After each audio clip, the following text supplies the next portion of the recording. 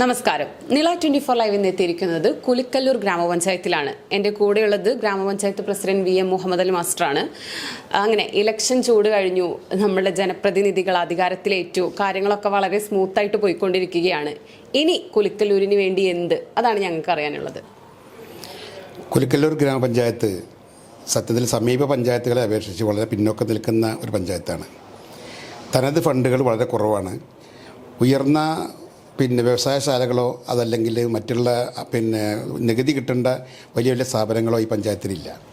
അതുകൊണ്ട് തന്നെ ഈ പഞ്ചായത്തിൻ്റെ പരിമിതിക്കകത്ത് നിന്നുകൊണ്ട് ഈ പഞ്ചായത്തിൻ്റെ പുരോഗതിക്കത്ത് ചെയ്യാൻ സാധിക്കുമെന്നതിനെ സംബന്ധിച്ച് ഞങ്ങൾ ആലോചിച്ച് വരികയാണ്.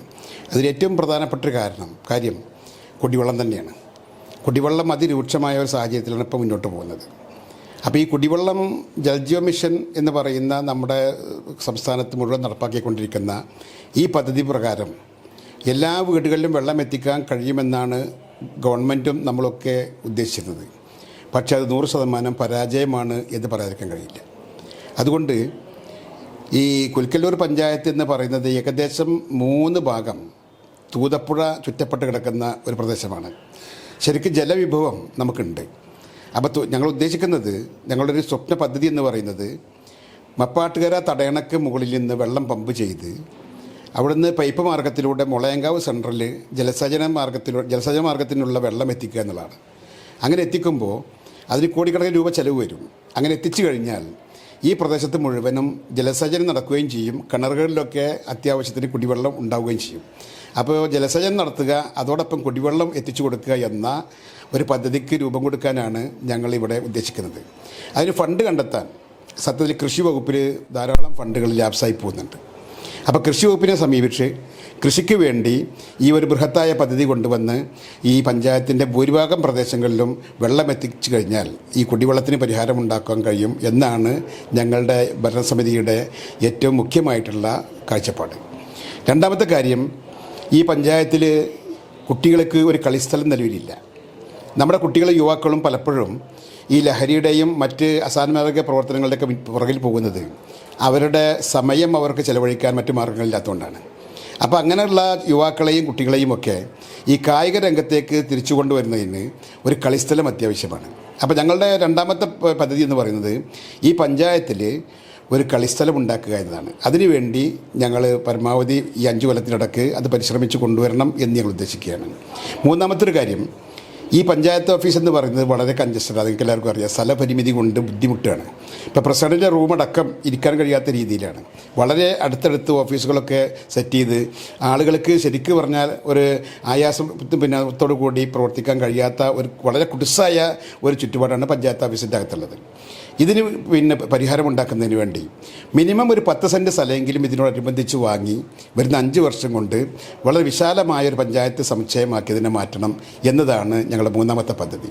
ഈ 3 പദ്ധതികളും എല്ലാവരുടെയും സഹകരണത്തോടു കൂടി കേരള ഗവൺമെൻറ്റിൻ്റെ, MPയുടെ, MLAയുടെ, അതുപോലെ തന്നെ ജില്ലാ പഞ്ചായത്തിൻ്റെ, ബ്ലോക്ക് പഞ്ചായത്തിൻ്റെ, കായിക യുവജനക്ഷേമ വകുപ്പിൻ്റെ എല്ലാവരുടെയും, അതുപോലെ തന്നെ അഗ്രികൾച്ചറൽ ഡിപ്പാർട്ട്മെൻറ്റിൻ്റെയൊക്കെ സഹകരണത്തോടു കൂടി ഇത് വളരെ ഭംഗിയായിട്ട് 5 കൊല്ലം കൊണ്ട് പൂർത്തിയാക്കാൻ സാധിക്കും എന്ന് തന്നെയാണ് ഞങ്ങളുടെ വിശ്വാസം.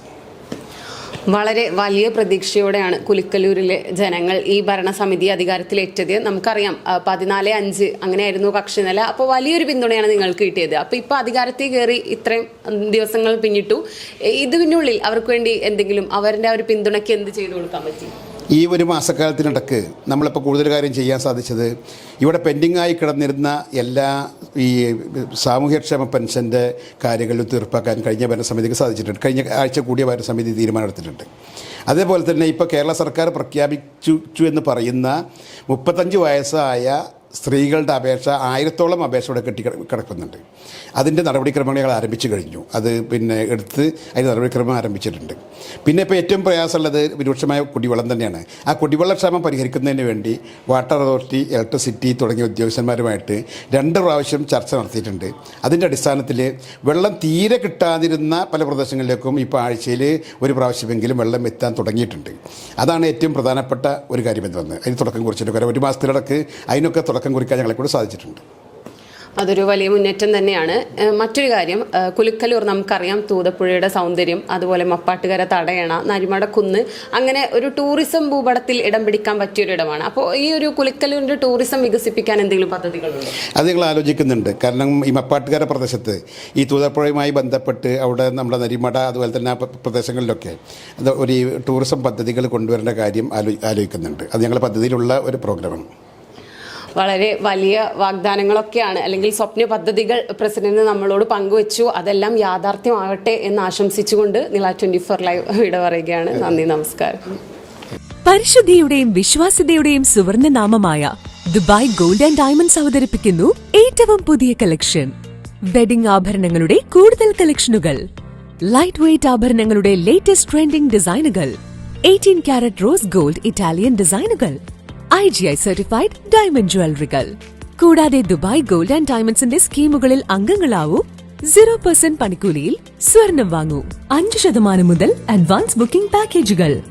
വ്യാജ പ്രലോഭനങ്ങളിലും ഓഫറുകളിലും വഞ്ചിതരാവാതെ ഏറ്റവും കുറഞ്ഞ പണിക്കൂലിയിൽ സ്വർണ്ണാഭരണങ്ങൾ സ്വന്തമാക്കുവാൻ സന്ദർശിക്കൂ. Dubai gold and diamonds, pride of generations. Perinthalmanna, Pattambi, Valanchery, Ramanattukara.